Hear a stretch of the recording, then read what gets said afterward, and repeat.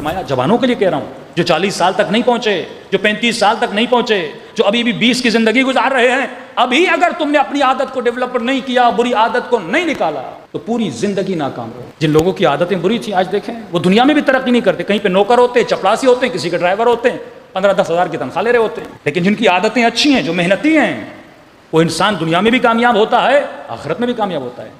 اللہ party بازی نہیں کرتا کہ علی والے ہو گئے تجھے سب کچھ دے دوں گا، نہیں، جب تک محنت نہیں کرو گے، اچھی عادت اپنے اندر۔ بھائی وہ مولا علی جو اشارہ کرے تو مٹی کو سونا بنا دیں۔ عقیدہ ہے نا ہمارا کہ امام حسن ایک جگہ سے گزر رہے تھے، امام کا ایک چاہنے والا، اندھیری رات ہے، ٹوٹی ہوئی دیوار، ٹوٹا ہوا گھر ہے، خرابہ ہے۔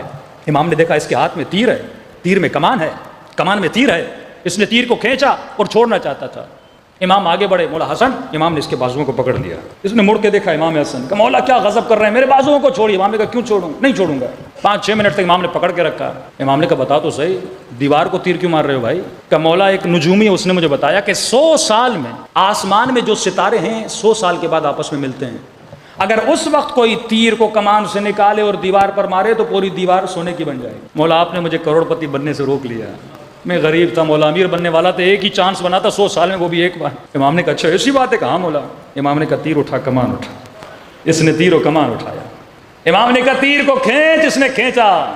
کہتا جیسے میں نے کھینچا تو میں نے دیکھا ستارے پھر مل گئے۔ میں نے کہا مولا یہ تو کمال ہو گیا، جو 100 سال کے بعد ملتے ہیں پھر مل گئے۔ اس نے کہا مولا یہ تو کمال ہو گیا۔ اس نے پھر تیر کو چھوڑنا چاہا، حسن بن علی نے پھر پکڑ لیا۔ کہا مولا کیا غضب کر رہے ہیں، یہ 100 سال میں ملتا ہے، آج تو کرشمہ ہو گیا، پھر مل گیا۔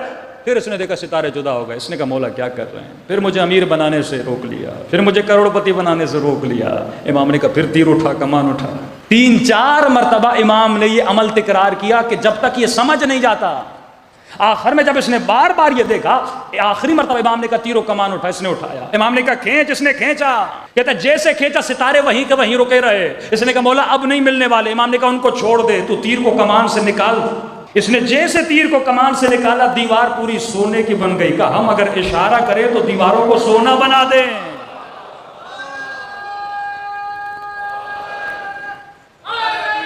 یا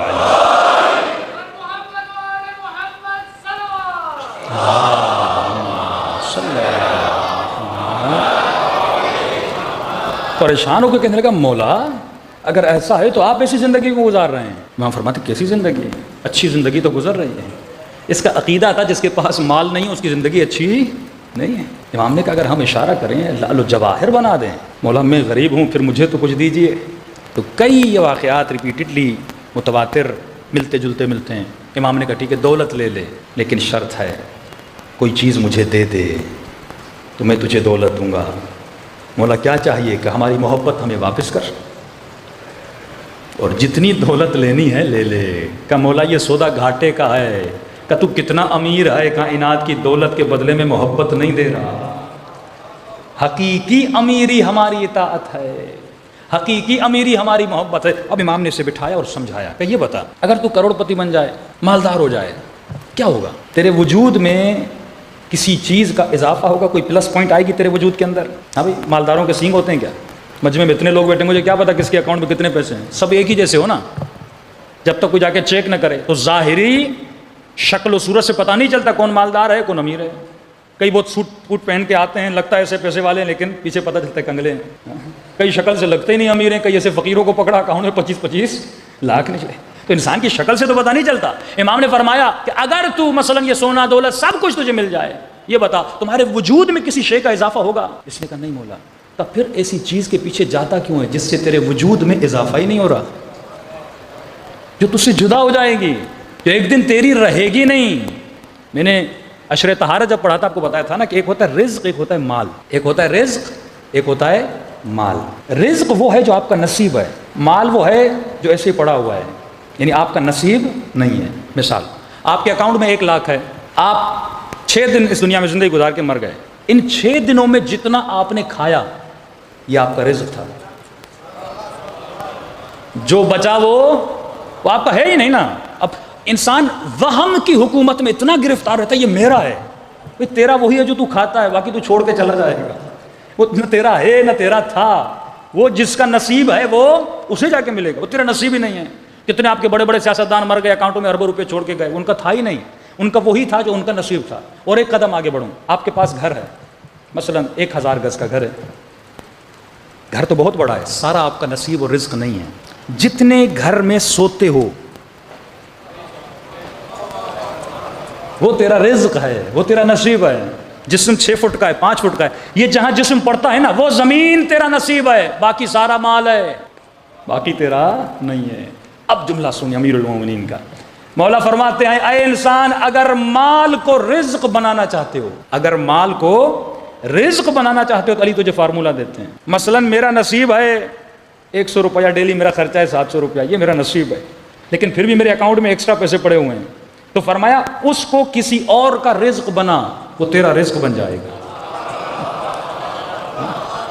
وہ بھی تیرا نصیب بن جائے گا. کئی لوگ ایسے چھوڑ کے چلے جاتے ہیں، ان کا نصیب نہیں بن پاتا، وہ کسی اور کا ہو جاتا ہے. فرمایا اس کو راہ خدا میں دینا شروع کر دے، وہ تیرا کیا بن جائے گا؟ رزق بن جائے گا. ابھی سمجھ آیا کہ علی رات کے اندھیروں میں اٹھ کے یتیموں میں غذا کیوں بانٹتے تھے؟ علی اپنے پورے مال کو اپنا رزق بنانا چاہ رہے تھے کہ جتنا علی کما رہے ہیں وہ علی کے حصے میں چلا جائے، مولا کا کیا بن جائے؟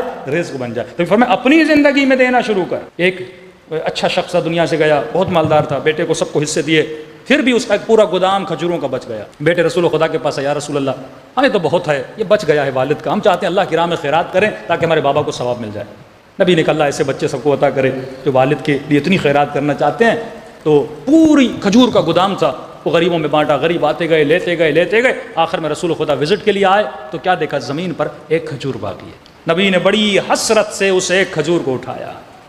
اٹھانے کے بعد کہ آج جتنا تم نے اللہ کی راہ میں دیا ہے، اگر وہ اپنی زندگی میں ایک کھجور خود دیتا وہ اس پورے ثواب کے برابر ہوتا، کیونکہ تو نے دیا ہے، اس نے نہیں دیا. یہ تیری سخاوت ہے کہ تم نے باپ کے لیے دیا، وہ اپنی زندگی میں تو کچھ کر کے نہیں گیا. تو یہ طرز زندگی، یہ سوچ، یہ فکر اگر انسان کی صحیح ہو جائے تو انسان صحیح راستے پہ چلتا ہے. تو فرمایا سکسیسفل پیپل، جو کامیاب لوگ ہیں وہی ہیں جن کے اندر کامیاب عادتیں ہیں، اور جو ناکام لوگ ہیں وہی ہیں جن کے اندر ناکام عادتیں ہیں. صلوات پڑھے محمد و آل محمد.